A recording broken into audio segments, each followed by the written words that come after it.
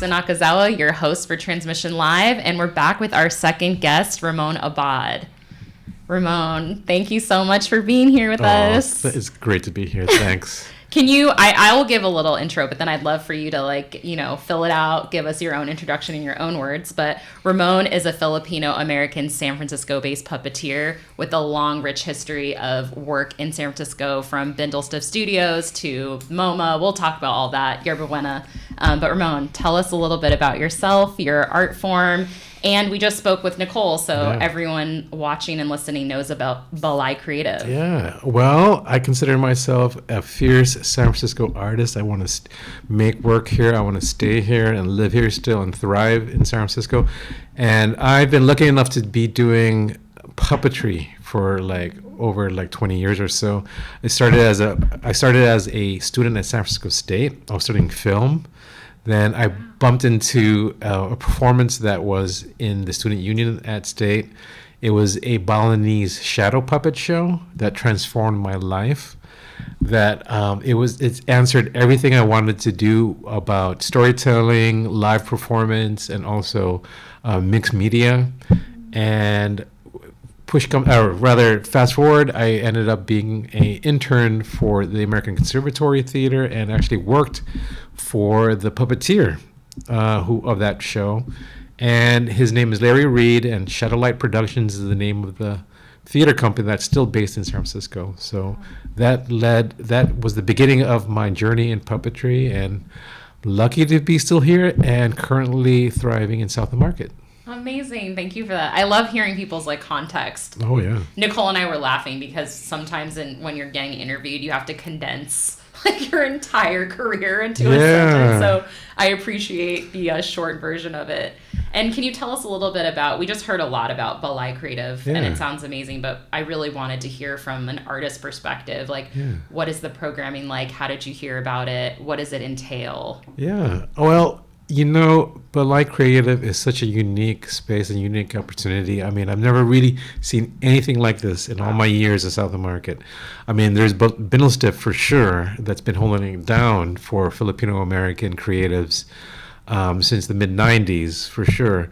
But Balay has been dedicated in South of Market to visual artists and sculptors, and I first heard about it through a friend who's one of the founders, Sir Sayak, who's a very talented designer and maker, and he let me know that Desi Danganan was opening up a space on Mission and Fifth, and Mission and Fifth, that's a Metreon, who? That's the garage, Mel's Drive-In, who goes there? And it's this amazing space that was formerly a store, and it was an art gallery for a little bit, and Desi and his partner Gina Marco were able to work with the city in opening up this space, and I was there, one of the second artists there.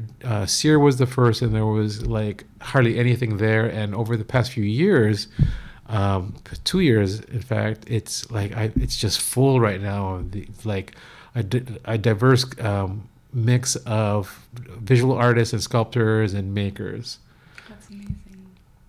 And are you a resident artist? I just came from there literally just right before I came here. So hopefully I'm still there as long as I can stay there. Amazing. I've just been thinking a lot about the lessons that we're still metabolizing from the pandemic, and one of them is even my longing and my joy being back in a studio like this, and how during the pandemic, I had to learn how to create my own home studio, which, was lovely, but I really miss the magic that happens in this ritual and formal, the kind of formality. And I'm curious for your art practice, how does it feel to be in a space that's not your home creating? Oh my God. It made such a difference because it's for one, I never had an art studio. This is my first art studio. And for years, if I had to make anything, it would be in our kitchen, and we don't have a big enough kitchen enough to store a bunch of crap. So it's this was an opportunity to have another space and a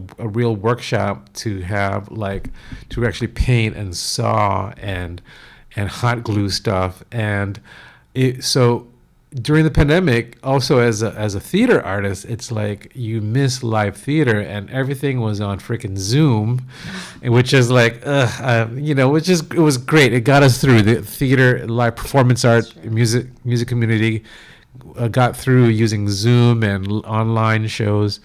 But Balay, when I started my residency there, it was just at the beginning of the lockdown, so I was able to set up shop there and stream some shows, live shows from there. So that kind of worked out. But it was, it provided more space, and gradually, when I worked on this other grant that I got from the Arts Commission, I was able to shoot my video that I got a grant for at Balay. And so that provided another aspect of not only a workshop, it's also a studio space as well that I could do video projects in. So it's becoming, changing landscape for sure. Totally. It's so essential to have like that separate context and space that's intentional, and also to have it be witnessed and to be interacted with others and our community members and our other fellow artists and comrades. Yeah, absolutely. Because it's easy enough to stay at home and cut and make stuff at home, which is great. But then, the benefit of sharing a shared space is like being able to interact with other people who are, on the same wavelength of like creating and making, and are actually really good makers. Chichai is one of the resident artists, and she's an amazing seamstress and really great painter as well. So it's like great to make possibly have a collaboration with her coming up. So it's like having that resource as well of able to meet and have potential collaborators in the same space. Totally. It's almost like the proximity creates these like sometimes accidental creative generative moments that strengthen our practice. That's the benefit of having going to a place outside of your home and having a shared experience when you're not a student. I remember being a student, like, oh, I get to work with that person as a DP or that as a lighter because they're taking like camera classes right now. So it is all because of practicality, but as post school experience or especially as an older adult is like, you rely on first contact experiences in working in certain environments. Absolutely. That are outside of a academic or school environment. So having a common space, especially, it makes a difference having a lot of different of artists coming from the same cultural background as well, who self-identify as Filipino or Filipina, Filipinx. Because I know the difference being in other spaces where I've always had to explain myself who I am and what it means to be Filipino and etc. Whereas here in this unique environment is like, well, we come from that space and we kind of can talk crap about with our own language and our own culture about this and that because there is this almost shared cultural background. Although one thing that I loved in one of the interviews that I have watched of yours, I'm all stalker alert, is you did mention the heterogeneity and diversity within, I was going to say I'm not Filipino, but like within our communities. Oh my God, yeah. Which absolutely. I loved the emphasis on that, because I think there's so much emphasis on authenticity, which I think can be a fraught, complicated concept, but to have that shared context, knowing that there isn't this, I think sometimes when you're the outsider in a space, there's almost so much pressure to perform authenticity, whereas when you're among a lot of people who might have a shared context, you get to be in your granularity almost. Absolutely. And it's to me, it's like no culture is a monolith. It's not like this one thing. It can't be just Filipino American is not one culture. Considering that, for one, the history of Filipinos in this country is like, well, in the Philippines, there's like over 100 dialects and different cultures, different religions, different sexualities too. So it's like, well, you can't just lump it all in one thing, even though it's easy to lump that all for grants. Exactly. Or for trying to establish businesses and stuff like that. Well, I'm going to go ahead and call this a Filipino American food pop-up shop because that's what people can easily identify to that. Yes. But the reality is, and what we try to do with my own art practice and what I see with others is like, well, there's many shades of this culture that are being defined and continue still to be defined. What I'm advocating is like having the resources available to make these different voices still continue, and not just to say, okay, Filipino American, that's it. Right. Daly City, rice cookers, done. No, there's a lot more, and it deserves more funding and more resources to have more creators come out. Flesh it out. I love that. And let's talk a little bit about filmmaking and puppetry, because Yeah. I'm really fascinated by, and it's a little bit of a false binary, but I think we're in a time where there is a lot of emphasis on the digital arts. And I know you have a filmmaking background, so you have love for that, but I am curious, like, what is the distinction in your mind between like analog technologies or like puppetry, and what does each medium afford and allow for? Well, it's, for when you bring up puppetry in any conversation, the first thing that people always think about is like immediately Sesame Street or the Muppets. And to me, that's a TV medium. Ooh, Yeah. So our experience of doing that is just experiencing puppets is like watching it on a TV show. So that's a medium. But then to me, puppetry is a live theater experience. Like it's a combination to me of storytelling, sculpture, and theater, where like these puppets are handmade. They're and also can be 3D printed too, using modern technology. But it's the idea that to me, experiencing puppetry means being in the same room and seeing any object. Anything can be a puppet. It's the puppeteer that breathes life and character to the object.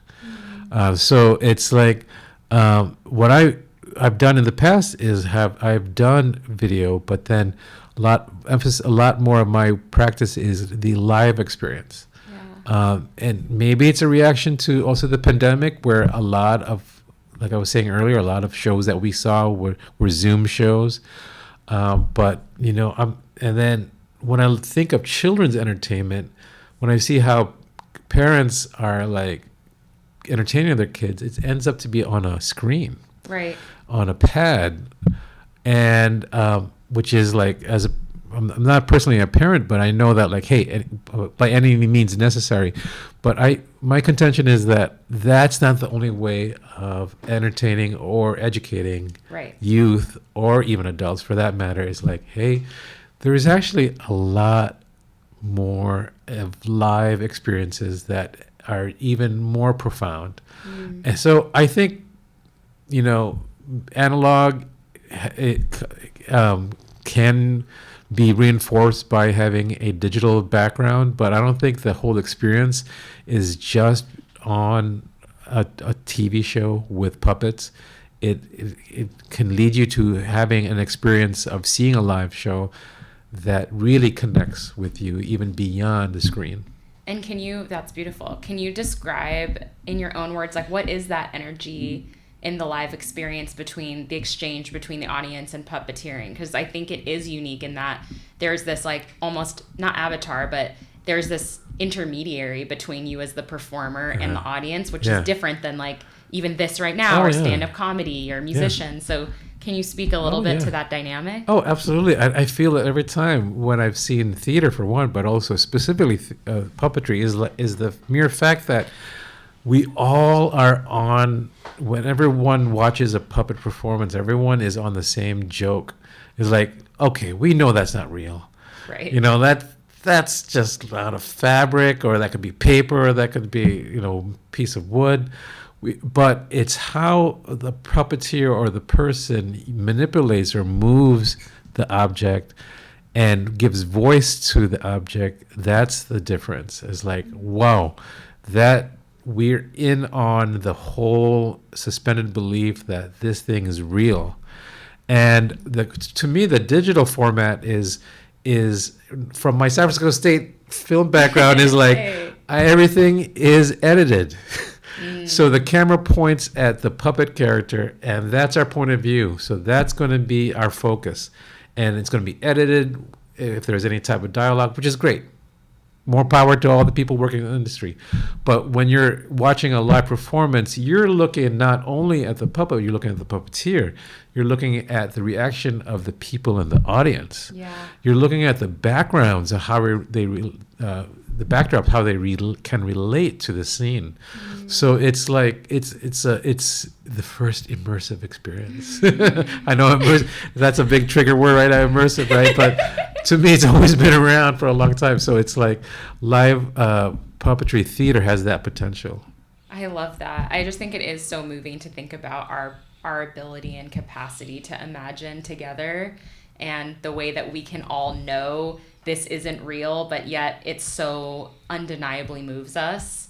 Can you speak to like the stories that, that you're drawn to? And I feel like that could be so vast. Like, what moves you and compels you, and what characters do you go for? And oh my goodness, is that I watch, or do I know that you create? Oh my goodness, that's a loaded question. Or let's say do right now. Let's like focus on what you're.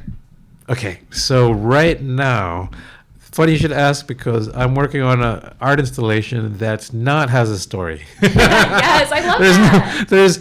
I've been so focused on my theater projects that focus on a story. In fact, I just finished directing a children's play at Binnelstiff this past November. It was called Pickles, the Binnelstiff Kids Show. Isn't that a funny title? And I actually, instead of being a writer, I commissioned 3 kids to write the stories. So 3 short stories, and I interpreted them in different types of puppetry. So it's like, and then earlier in my career, I was based a shadow puppet play based on Filipino creation myths. So it's like, so there's that want to create, especially a modern Filipino American artist, to tap into our roots, tap into our pre-colonial roots, especially as a thing. But then there's also the aspect of tapping into our present day immigration experience of how our parents came here, or how you came here if you were in the first generation. So it's like, that's interesting to me. But then this art installation is like, it was my response to the pandemic, because it was the whole idea, going back to the idea of seeing something very analog, seeing something that's very physical in front of you, happening in front of you, instead of seeing something on a screen. Even though if you're watching this, you're definitely watching this on a screen somehow. More power to you. The irony. Yeah, when I was, I don't remember what age when I first was introduced to Sun Ra, but I think there was such a profound moment of recognition in someone, in an artist specifically, being like creating at the intersection of mythology and history. And so I think your work is at that intersection too, where I think it is really important to imagine. And a lot of the histories that we've inherited, even the ones that aren't through like the textbooks or the dominant retellings, still can sometimes feel narrow. And so I think like puppetry in your work allows us, like Sun Ra, to like have a very like expansive, creative understanding of who we are. Yeah. Well, the thing about one really good lesson I learned from a puppeteer years ago, and she was one of the founders of Binnelstiff back in the day. She's not Filipina. Christine Els went at the first incarnation of Binnelstiff, and she happened to be an awesome puppeteer, and she critiqued one of the first puppet plays that I directed, and one of the best things she said was like, "Why are you doing this in puppets? You could be just actors. Puppets have the potential of doing things that people can't do." So the last video I directed, The Party, was the story was based on the Filipino DJ scene in the mid-90s in the Bay Area. So all the mobile dance parties that were in people's garages back in the day, I actually remember being as a kid as part of that, but it was like a lot of friends of mine who are DJs or dancers from that time, they grew up with that. So I made a short video with that storyline, and instead of, well, so that's just like a bunch of people dancing.